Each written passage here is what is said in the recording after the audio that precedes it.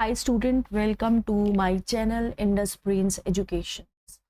तो आज जो हम पढ़ने वाले हैं, हमारा जो टॉपिक है वो national income statistics in India से शुरू होता है। यहाँ तक कि जितने भी टॉपिक है वो हम कवर कर चुके हैं अपने पिछले लेक्चर्स में, वो आप देख सकते हैं, ऑलरेडी अपलोडेड है। सेंट्रल स्टैटिस्टिकल ऑफिस जो है ये मिनिस्ट्री ऑफ स्टैटिस्टिक्स और प्रोग्राम इम्प्लीमेंटेशंस इसके लिए रिस्पॉन्सिबल है for the compilation of national account statistics. ठीक है, यानी कि कहने का मतलब ये कि सेंट्रल स्टैटिस्टिकल ऑफिस जो है ये मिनिस्ट्री ऑफ स्टैटिस्टिक्स का है। ठीक है, और एंड प्रोग्राम इम्प्लीमेंटेशन रिस्पॉन्सिबल है कंपाइलेशन के लिए किसका, नेशनल स्टैटिस्टिक्स। स्टेट लेवल पे state directorates of economics and statistics, state level जो होता है, जैसे सारे स्टेट में हमारी कंट्री जो है वो डिवाइडेड है, तो स्टेट डायरेक्टोरेट्स होंगे इकोनॉमिक्स एंड स्टैटिस्टिक्स के। उनकी रिस्पॉन्सिबिलिटी होगी कि वो कंपाइल करे अपने स्टेट का डोमेस्टिक प्रोडक्ट और दूसरे एग्रीगेट्स।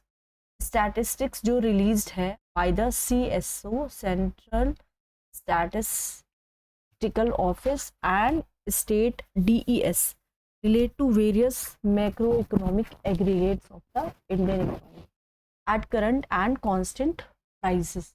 Okay, तो क्या इंक्लूड करता है? Gross and net domestic product, consumption, saving, capital formation, public sector transaction and per capita income etcetera. अब आता है हमारा सेंट्रल स्टैटिस्टिकल ऑफिस की। अगर हम बात करें तो सेंट्रल स्टैटिस्टिकल ऑफिस जो है वो क्या करता है, ये एक्चुअली में क्या करता है, रिलीज करता है दोनों एनुअल और क्वार्टरली GDP एस्टिमेट्स को। 2015 से जो न्यू नेशनल इनकम सीरीज है, डेटा रिलेट करता है ग्रोस वैल्यू एडिड को भी। ठीक है, अब यहाँ पे आता है फर्स्ट ऑफिशियल एस्टिमेट जो था नेशनल इनकम का, वो प्रिपेयर था by the central statistical office, जिसको बेस ईयर माना गया था 1948 से 49 के बीच में। ये एस्टिमेट्स 1956 में फिर पब्लिश्ड हुए थे। तब से लेके अब तक base years changed as Indian economy grew to make new goods and services। 2015 में क्या हुआ था, सेंट्रल स्टैटिस्टिकल ऑफिस ने चेंज कर दिया था बेस ईयर टू 2011 से 12। ठीक है, नॉर्मली जब बेस ईयर जो है नेशनल अकाउंट्स स्टैटिस्टिक्स का चेंज हो जाता है, तो यहाँ पे क्या होगा, कुछ चेंज होगा किसमें, GDP के एस्टिमेट्स के लेवल में। इसकी वजह से, क्योंकि यहाँ पे वाइडनिंग हो जाएगी कवरेज की, एज जो न्यू कमोडिटीज़ है वो प्रोड्यूस होगी इकोनॉमी में और उनको हम कंसिडर करेंगे। कुछ इनफॉर्मल जो हमारे इकोनॉमी है वो क्या हो जाती है, फॉर्मल बन जाती है जैसे एंटरप्राइजेस ग्रो करते हैं, and also because of more sophisticated methods of data collection. और ज़्यादा जो हमारे पास जो सोफिस्टिकेटेड क्या है, लेवल है किसका। ओके गाइस, ठीक है स्टूडेंट। अब आता है यहाँ पे सेंट्रल स्टैटिस्टिकल ऑफिस रिवाइजेस करती है base year of NAS series periodically. तो ये अपना जो बेस ईयर है वो एक्चुअली में क्या करती है, रिवाइज करती है पीरियोडिकली। बेस ईयर क्या हो जाता है, रिवाइज हो जाता है। पहला एस्टिमेट जो है ग्रोथ का करंट ईयर के लिए, जिसको हम बोलते हैं एडवांस एस्टिमेट्स ऑफ नेशनल, उसको रिलीज करते हैं फिस्कल ईयर होने से पहले। समटाइम जनवरी में वो रिलीज होता है, ताकि जो बजट की जो फिगर्स है वो हम रैशनली प्रोजेक्ट कर सके अपकमिंग फिस्कल ईयर के लिए।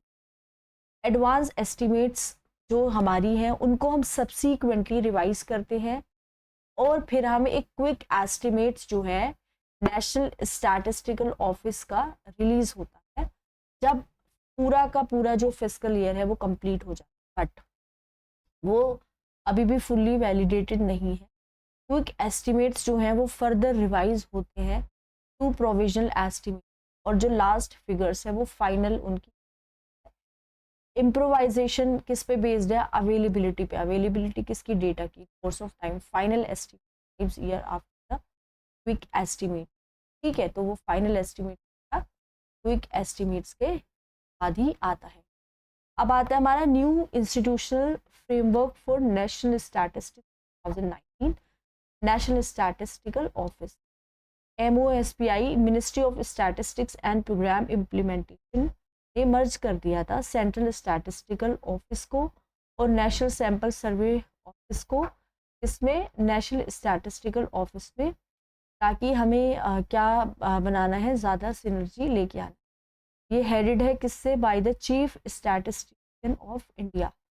CSO brings out macro economic data, जैसे कि economic growth data, industrial production and inflation.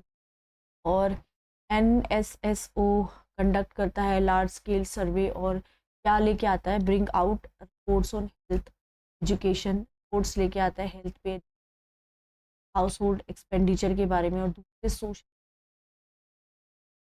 National statistical commission overseas statistical in India.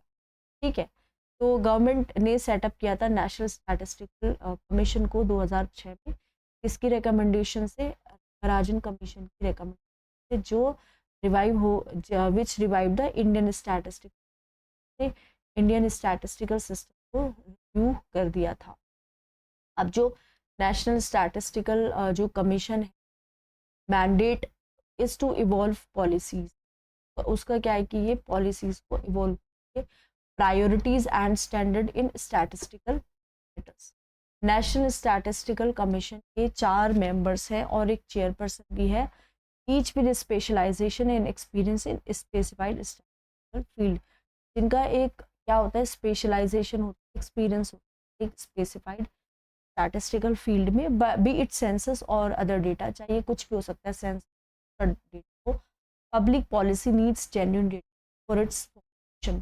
तो पब्लिक पॉलिसी को क्या ज़रूरत है कि हमारे पास डेटा जेन्युइन हो अगर हमें इसका फॉर्मुलेशन करना और इफेक्टिवनेस करनी है। ग्रोथ है, प्राइसेस के बारे में, employment export, human development, gender parity etcetera, इन सभी एक स्टैंडर्ड डेटा की हमें नीड है। अब आता है हमारा न्यू GDP सीरीज 2015 की। Central statistics office came out with a new series of national. जो सेंट्रल स्टैटिस्टिक्स ऑफिस वो कब पे आई थी? एक नई सीरीज के साथ आई थी नेशनल अकाउंट्स की, with 2011 to 12 as base year. तो 2011 से 12 हमने बेस ईयर लिया था कंप्यूट करने के लिए साइज किसका एंड इकोनॉमिक ग्रोथ रेट। इसका इफेक्ट है of broadening the coverage post segments. तो हम क्या करते हैं कि इसमें जो कवरेज है उसको हम ब्रोडन कर देते हैं, जैसे फार्म है हमारा, कॉरपोरेट है, अनऑर्गेनाइज। ठीक है, अब न्यू सीरीज के अंदर जो डेटा है कॉरपोरेट इनकम के लिए, उसको हम कोलैट करते हैं from the corporate affairs ministries MCA21 record. फिर एक कॉम्प्रिहेंसिव कंपेंडियम जो अलाउज करता है कलेक्शन किसका? Granular even from the level of the small firms. Earlier series में इस तरह का डेटा हमने लिया था प्राइमरीली RBI से, स्टडी से, on companies and finances. RBI study करती है, उससे हमने। अब on the basis of new data available by 2015, it came to be known that 2014 GDP data was underestimating industrial growth as the coverage was low and weights were misallocated। क्योंकि जो coverage थे वो बहुत ज़्यादा क्या लो थे और जो वेट था वो मिस एलोकेट था। नई GDP सीरीज के अंदर शेयर जो है मैन्युफैक्चरिंग का वो इंक्रीज हो गया था 15.8% फ्रॉम 11.9%। अब यहाँ पे क्या है, जो शेयर है एग्रीकल्चर का वो इंक्रीज हुआ है मार्जिनली न्यू सीरीज में टू 17.2%, 8%। ओके, अब भैया हम इसमें पढ़ते हैं अपना ये वाला। ओके, नॉमिनल जीडीपी या फिर GDP करंट प्राइसेस अगर करें 2018 से 9 में, वो estimated at 190.10 lakh crore with growth of 11.20%. Real GDP at constant 2011 to 12 prices उसको एस्टिमेट किया गया था 140.78 लाख करोड़। कांस्टेंट प्राइसेस पे GVA ग्रोस वैल्यू एडेड को हमने एस्टिमेट किया था कि वो हमारी 129.7 लाख करोड़ होगी, और करंट प्राइसेस पे हमारी कितनी होगी 172 लाख करोड़। इंडिया कंट्रीब्यूट्स करता है 3.1% वर्ल्ड की total GDP on exchange rate basis. Country की जो पर कैपिटा इनकम है वो 10% राइज हुई है टू 1053 मंथ इन 2018 से 19। GDP बैक सीरीज, ये जो GDP बैक सीरीज थी ये अनाउंस हुई थी 2015 में, विद 2011 से 12 बेस ईयर लिया गया था, और गवर्नमेंट ऑफ इंडिया ने अनाउंस किया था कि न्यू GDP डेटा 2012 से 13 ऑनवर्ड। तब से GDP डेटा चाहे हम उसको क्वार्टरली ले एनुअली ले, वो न्यू सीरीज पे ही बेस्ड है। हमारा ये जो नई सीरीज है वो ग्लोबली मोर कंपेरेबल है, एज ये अकाउंट में क्या लेता है, फार ग्रेटर रिप्रेजेंटेशन किसका, इंडियन इकोनॉमी का, और मोर रिफ्लेक्टिव है किसका, रियल स्टेट किसका, इंडियन इकोनॉमी का। अब आता है debate about GDP growth rate. एक न्यू स्टडी हुई थी, फॉर्मर चीफ इकोनॉमिक एडवाइजर ने दी थी, जिनका नाम था अरविंद सुब्रमण्यम। उन्होंने कहा था कि इकोनॉमिक एक्सपेंशन जो था वो ओवर एस्टिमेट हो गया था 2011 से 17 के बीच। It did not grow at about 7% a year in that period as claimed. Growth was about 4.5. The former CEA analysis has been based upon 70 economic indicators for the period 2001 to 2017 to 18 that are intimately related to, for example, growth in real credit to industry collapse, real exports fell and real imports slow. So growth in real credit to industry collapse हो गई थी, real export जो था वो fail हो गया था, import भी स्लो हो गया था। To mention some indicator that did not do well with the 7% growth rate. तो ये यूजुअल प्रैक्टिस है गवर्नमेंट की कि जब भी कभी एक new national income series introduce होती है पर्टिकुलर ईयर से, एक्सपर्ट वर्क करते हैं अप्लाई करने में सेम मेथडोलॉजी, ये फाइंड आउट करने के लिए कि आउटपुट वैल्यूज क्या होंगी प्रीसीडिंग ईयर के लिए, जो न्यू फॉर द ईयर्स जो न्यू बेस ईयर को प्रोसीड कर रहा है। ये हेल्प करता है इकोनॉमी को अंडरस्टैंड करने में, इसके साइज को, इसकी ग्रोथ रेट को, एंड सो मोर एक्यूरेटली। इसको हम बोलते हैं बैक सीरीज। तो अगर डेटा अवेलेबल है तो स्प्लाइसिंग मेथड हम यहाँ पे यूज करें।